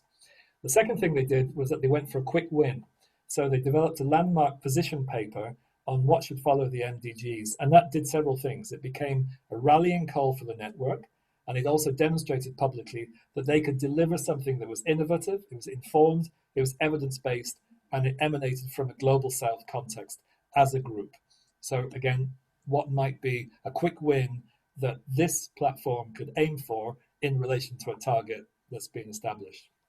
The other thing is that they didn't encumber themselves with heavy organizational and governance arrangements. They worked in a light and agile way, and they built up some of those governance structures as they went along. And further support really proved useful for this as well. So again, how could this platform move forward in an agile, flexible way, very learning oriented, but which allows, needed structure or governance to emerge sort of in real time as more clarity arrives on what that should look like. And then the third lesson, which again I take from this previous experience, is the importance of getting traction early through effective engagement. And again, just from the Southern Voice example, they achieved this not just because of their smart production of material that people were looking for, but because they also got support by several pivotal interlocutors who brought them into contact with key players on an international scene. So, for example, the UN Foundation facilitated a series of meetings with representatives in their offices in New York. They brought together diplomats, development actors, multilaterals, academics, and funders. And it was interesting because several country ambassadors to the UN from Africa and Asian countries said that they found it remarkable that this was the first time they'd encountered some of these researchers from their own country, and it was in New York. So this obviously then led to new relationships back in their home countries and also regionally. So again, for this platform, who might be some of those key interlocutors, key individuals, key organizations, people within institutions who actually have that opportunity to help the platform take its agenda forward. So that's just one example, but there are other examples too, which I think would mirror that experience. And that includes many collaborations that IDS is involved in. And just to mention one other that I think might be relevant to this conversation, IDRC also supported an initiative called Think SDGs, and that sought to bring think tanks and policy research institutions together who were working to help catalyze progress towards the health-related SDGs. And the group arose because, again, there was a shared interest in working together on complex interconnected health challenges. There was desire to bring existing and new partners together. There were some early outputs, including publications in the BMJ on why this effort was important and some of the key policy issues the group thought was important, including, for example, health in all policies approach, prioritizing the most vulnerable, engaging citizens in policy processes, filling health data gaps. All of those were seen as key issues the group could contribute on. And again, there are some very important interlocutors who helped provide support and facilitated engagement. So, for example, Ilona Kickbush at the Graduate Institute in Geneva, the T20 group of think tanks, the World Health Summit, they provided spaces for the network to engage with other actors, including government, non-government actors, researchers, and some early engagement with the private sector, and also some enlightened funders who were interested in engaging around this effort, including IDRC and SDC. So those are just a few lessons. Hopefully they're useful as the platform continues its elaboration, and I'd be really happy to continue engaging in the conversation. Thanks. Thanks a lot, Peter. One, I can't resist saying that you reminded me, having just got an email, that the next meeting of the T20 will be in India. And we may want to think about how we can feed into their deliberations. But we only have a few minutes left, and a lot of good ideas have been raised. I think it'd be good to get, I know Gitinji's had to leave, but if Srinath and Rhoda have some thoughts that have been stimulated from the discussion, it'd be good to hear them. And then if we have a bit more time, others. Professor Reddy, perhaps you have some reflections. Well, I think in terms of public-private partnerships functioning, of course, with some hiccups, the Public Health Foundation of India itself is an example where the public sector and the private sector join hands together in order to set up several Indian institutes of public health, which are not only functioning as capacity building engines for teaching and research, but also working very closely with state governments across India in order to build the strength of the health systems in terms of policy and program development, implementation, as well as evaluation. So I think that is where this has been a considerable success of a public-private partnership with a clear public purpose. But also, taking up where Gitinji said, sometimes the private sector may be willing to fund a program, but it may not have the capacity to do that, and it looks for a partner which can deliver it for a state government. Like, for example, in the state of Goa, the Procter & Gamble wanted to support the maternal and child health program of the government of Goa.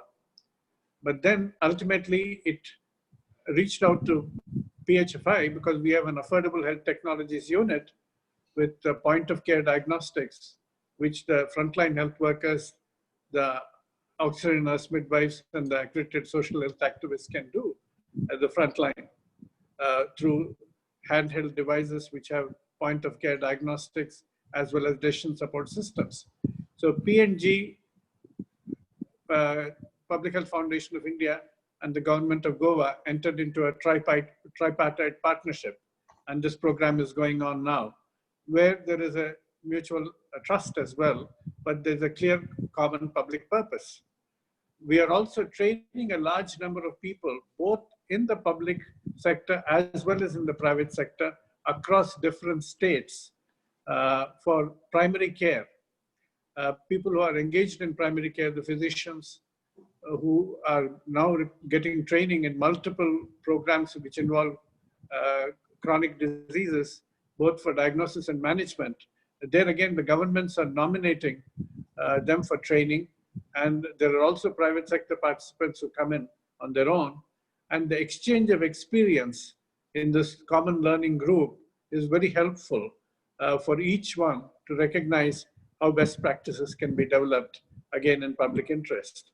So there are very many areas where actually we have had successes in forging together some of these private sector partnered initiatives. But I think the critical element is we must have a cohesive regulatory and administrative arrangement which follows the path of a common vision. Without that, if we are going to be having fragmented initiatives, that does not really help to strengthen the health system in a cohesive manner. And particularly when we're talking about universal health coverage in the context of non-communicable diseases, we're talking about chronic care, we're talking about continuity of care, and all of these may require a much more integrated system, which also provides financing through, capitation fee rather than fee for service. So how do we actually evolve those capitation fee systems? These are going to be some of the important challenges that we'll face as we move towards UHC.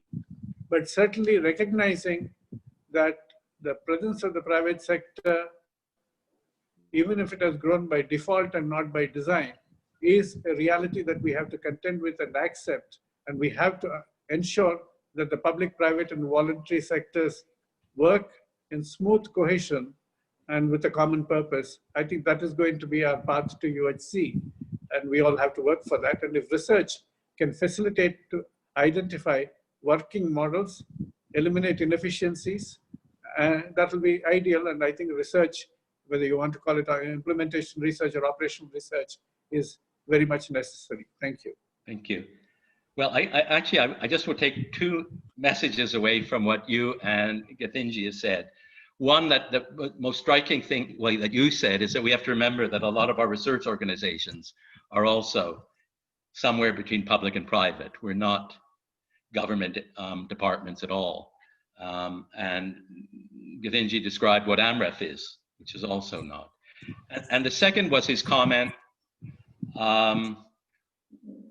was to assign to researchers to be enablers of mixed health systems, which then brings what you said, the issue of public purpose, or what he said, equity, up front. A value statement sounds like it's very important. Well, that's a very big responsibility that he's assigning to researchers, but I think it's something we need to think through. We only have a couple of minutes left. It would be good if does Rhoda have some final reflections that she'd like to bring us? And if, I mean, one thing I'd like to hear her thought is, what's the value added of having a network that involves Middle East, Europe, South Asia, and Africa? Is there a value added to that above having a very effective program in Uganda? So thank you for the opportunity once again to contribute to this.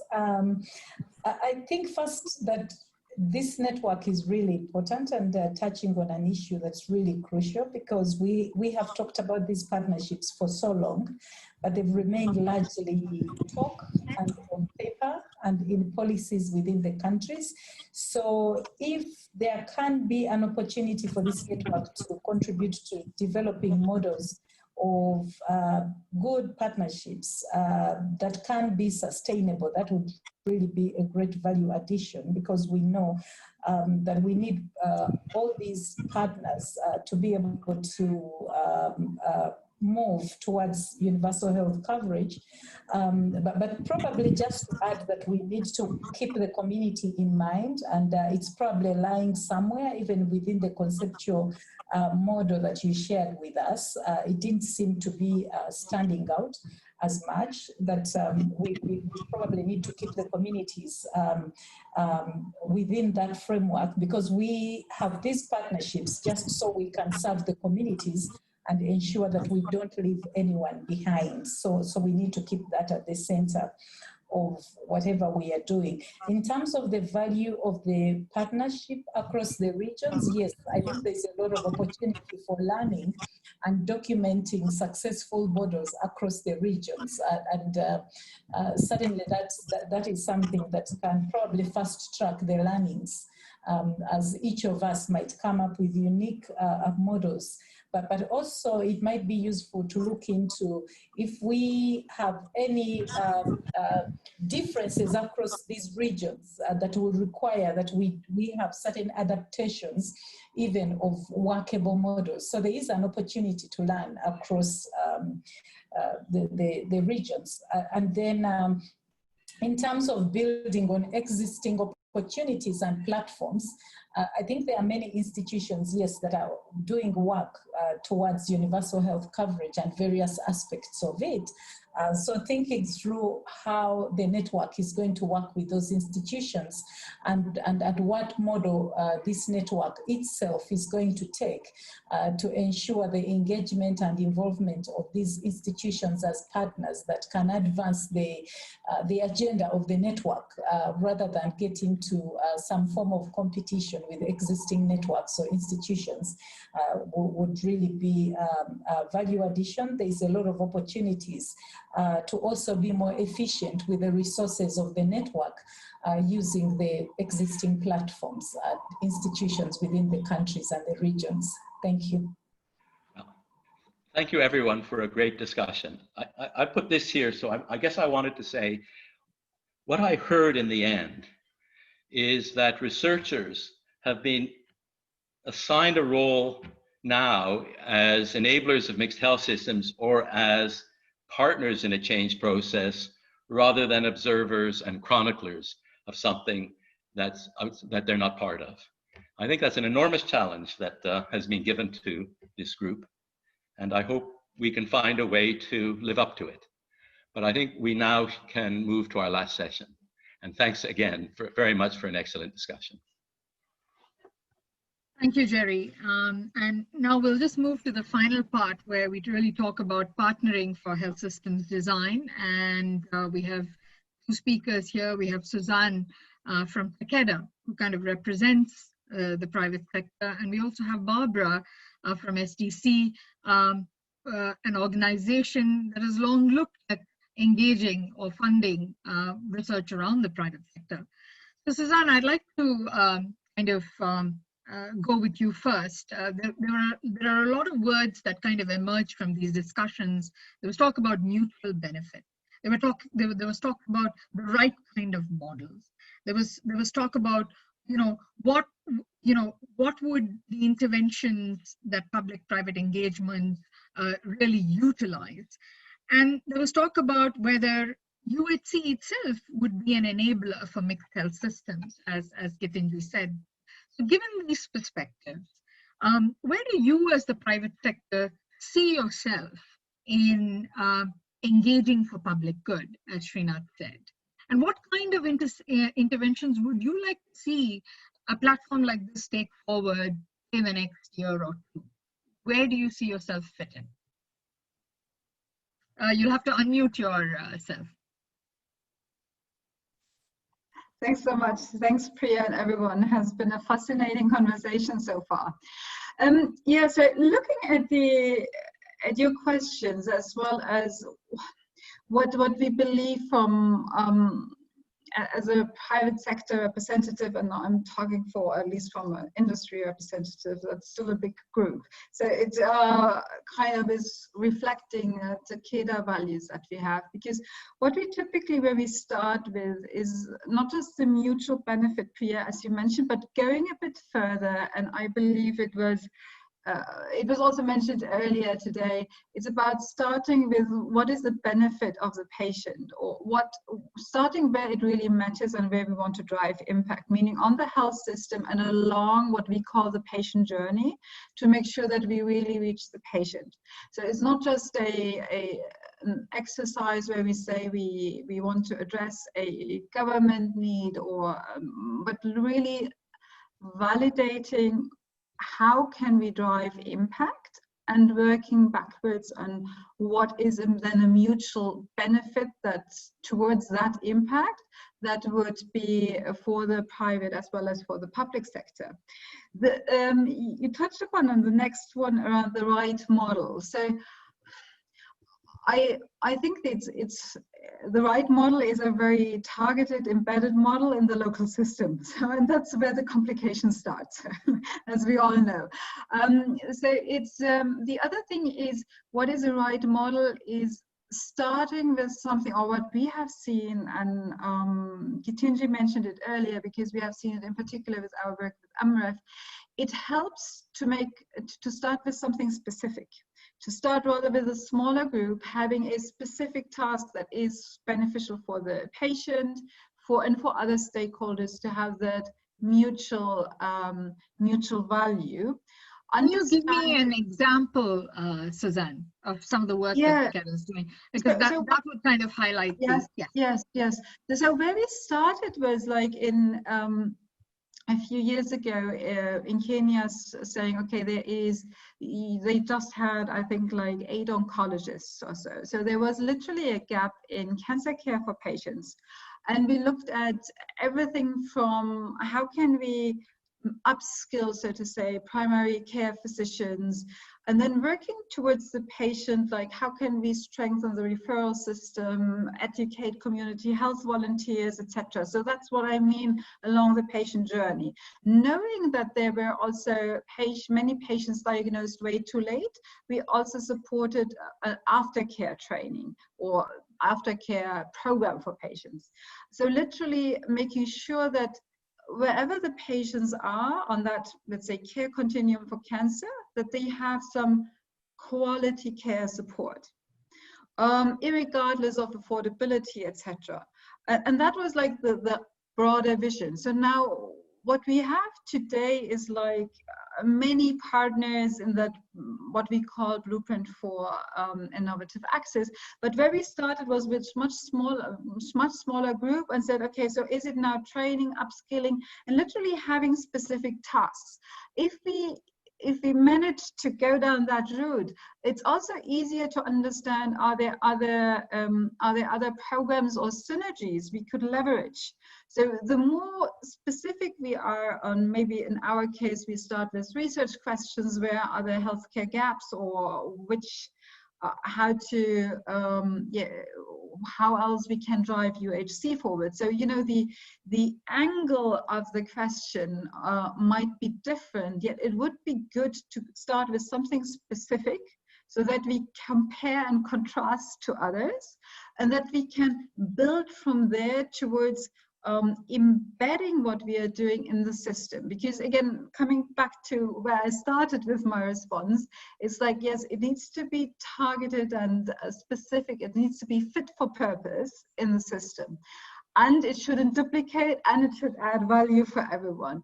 So basically, I think even having us all here on the call, we might start with some idea, and then we learn over time. We might bring in new other potential partners. We might learn there is maybe here already an initiative we can tag on, etc. So that exchange, even if it takes a lot of time and you have very often the feeling you move a bit backwards on that journey, it's so important to have that broader stakeholder group on board, because then you can come up with, because you ask like which interventions, you can come up actually with interventions that are changing the environment, because you have others on board, and you either strengthen what they are doing, or you are adding, or you are complementary in terms of what others are doing. And then you create that broader dynamic towards moving to UHC. And then I indeed believe that UHC is a bit of a game changer, even if initially UHC is not as effective across all the countries in an equal way. But it's definitely sends the right signal. Great. Thank you so much, Suzanne. That was a great reflection. You talked about validation, you talked about localization, and you talked about eventually looking at interventions that are deeply embedded within local systems. And you think that some of these interventions can actually be phased out, start small and grow bigger, and therefore validates the growth scale as well. I'll now move on to Barbara. And I know, Barbara, you have been a strong proponent of better engaging public and private stakeholders in health systems capacity, and belong to an organization that has long funded the exploration of some of these partnerships. You also are a strong proponent and advocate of local businesses in capacitating state capacity, where public health or public sector infrastructure is practically non-existent, weak. So given these diverse areas that you engage in, what do you as a funder feel that a platform like this could really deliver to you? And what kind of activities would you like to see it kind of develop over the next year or two? Over to you. Thank you very much, Priya. I really feel humbled to have been invited to speak, and what is more, to speak among the last ones. There is a wealth of things that have already been said during the past couple of hours, and I feel I have very little to add to a very rich conversation.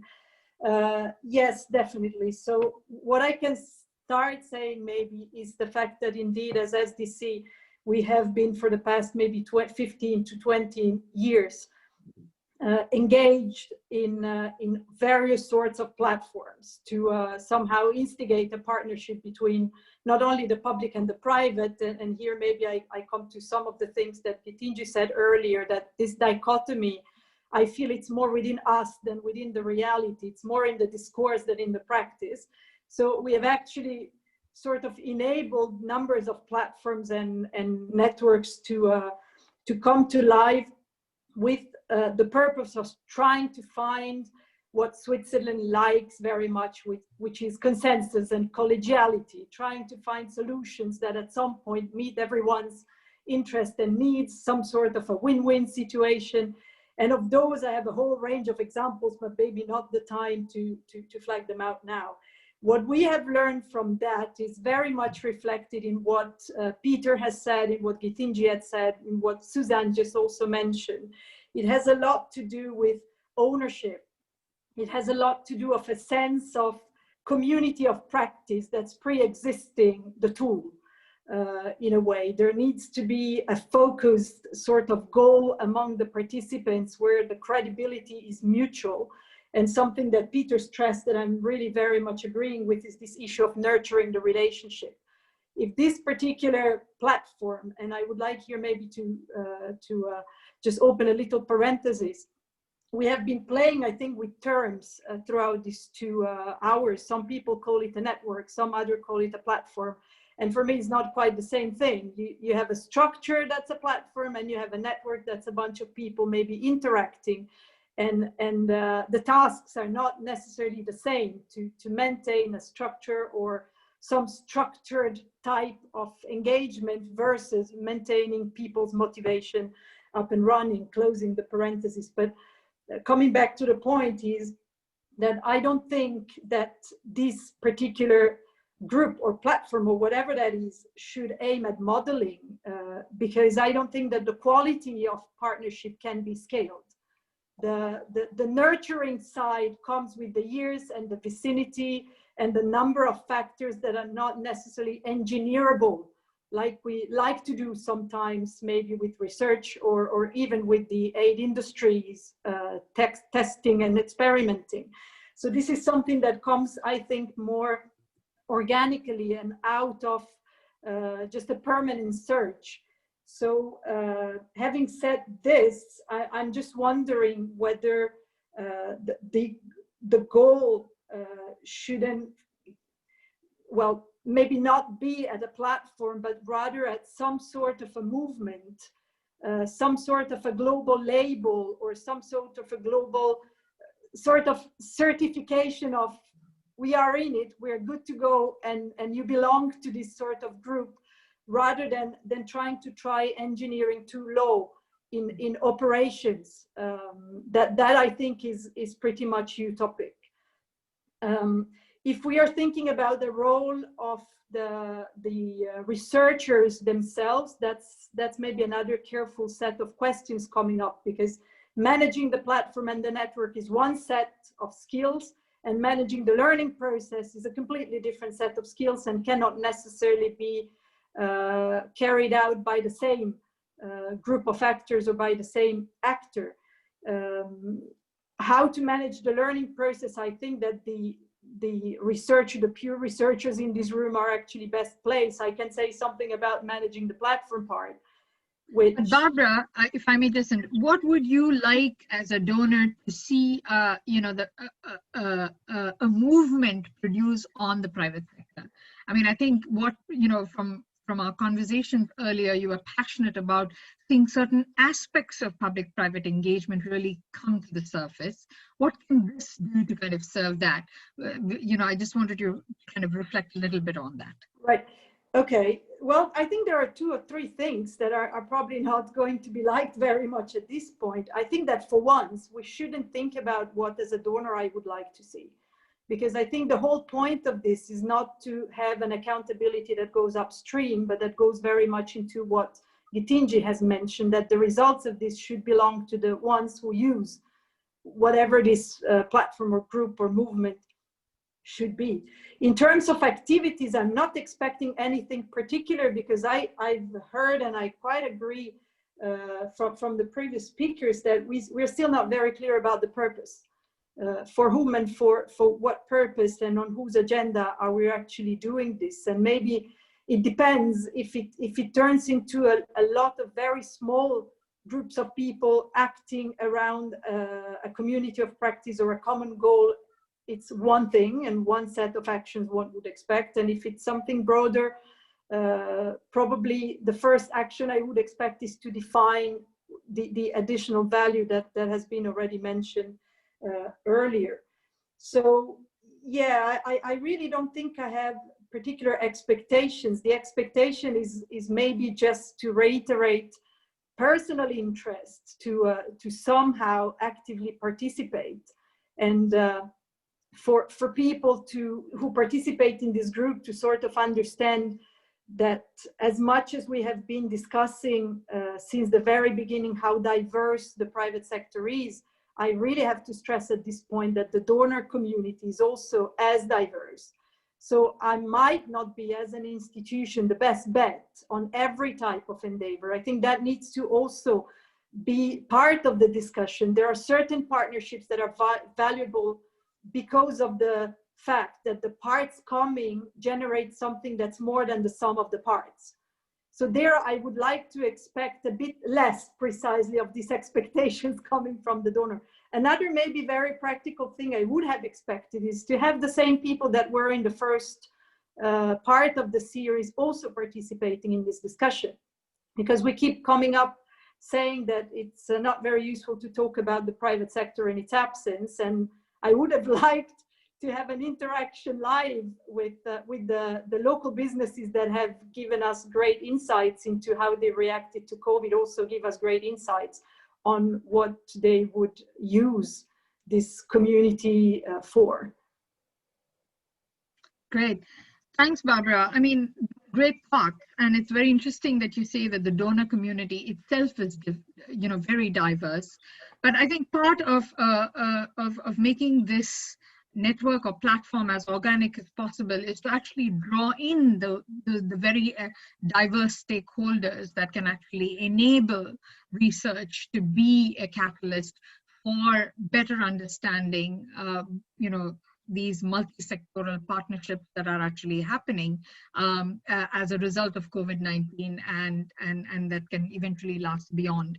I think we're almost out of time. I think we're pretty much out of time. I will stop over here. I'd like to hand over to Jerry for any last comments as we wrap up. But really, this is not the end of our learning series. This is really just the beginning. And what we want to really take from you is a lot of these inputs, refine what we have done, and most likely hound you back in a few more days to let you know that we have kick-started, whether you call it a movement or a platform or a network, we're on the go. So we definitely like to have you back and share some of the outputs of this meeting with you as well, even as we begin to start engaging with the wider community. So over to you, Jerry, for any wrap-ups and summations that you do. And Okay. I'd like to Sure. go over you. I mean, I guess my big reflection is that as a group, I think a lot of extremely good work was done and very good consultations. And I don't know what Priya was thinking, but I think we thought that the proposal we put forward was ambitious, maybe too ambitious. And then we presented it to very experienced and senior leaders and organizations. And what they said is, everyone has said, be more ambitious. So that's your message to this group. I think you've all created a challenge now for this group of researchers. You're asking the researchers to be change agents and to be part of a change process, not observers. You've asked us to be looking both at immediate problems and the longer term development of health systems. And you've asked us to bring private sector, but also communities into this discussion. I think that's a fantastic challenge. And I look forward to our trying to live up to it. But thank you very much. Amen to that, Jerry. And thank you all once again. Thank you, Gina. Thank you, Peter. Thank you, Professor Reddy. Thank you, Suzanne, Barbara, and Dr. Wayenze. I wonder if she's still here. We may have lost her. And Birger, and all of us as part of the TWG working group who've actually been on this journey together. We actually began as a digital unconference. That's how we started it. We floated an idea and it caught fire. And I'm so delighted we're here with you with something concrete and something definitive, but more importantly, something that's really exciting. And I think that's what great research is all about. It's about being able to rekindle our own passion and our own excitement, be able to effect change and do things with change agents. So to that, I wish you all a great evening. And once again, thank you so much. And we will be back with a second iteration and hopefully get a platform going sooner than later. Thank you very much and have a great evening. Bye-bye. Thank you. Bye-bye. Thanks, Priya. Thank you. It's really great. Thank you. Bye. Thank you. Thank you.